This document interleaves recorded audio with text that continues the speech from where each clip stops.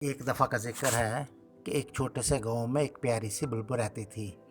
اس کا نام چاندنی تھا اور وہ اپنی خوبصورت آواز کے لیے بہت مشہور تھی۔ چاندنی کا دل بہت نرم تھا اور وہ ہر وقت اپنے گانے سے درختوں اور پھولوں کو خوش کرتی رہتی تھی۔ چاندنی کا ایک چھوٹا سا گھر تھا جو ایک بڑے درخت کی ٹہنی پر تھا۔ صبح ہوتے ہی وہ اپنی مدھر آواز میں گانے لگتی۔ اس کے گانے کی آواز اتنی خوبصورت ہوتی کہ ہر پرندہ، ہر پتا اور ہر پھول اس کی آواز میں محو ہو جاتا۔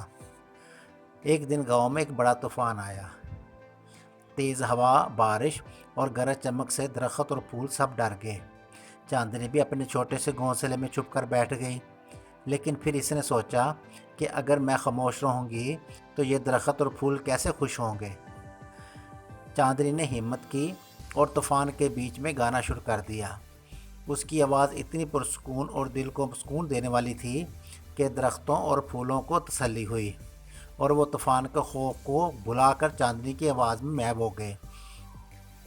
چاندنی کے گانے سے طوفان کا شور کم ہو گیا اور آہستہ آہستہ ہوا مدھم ہو گئی۔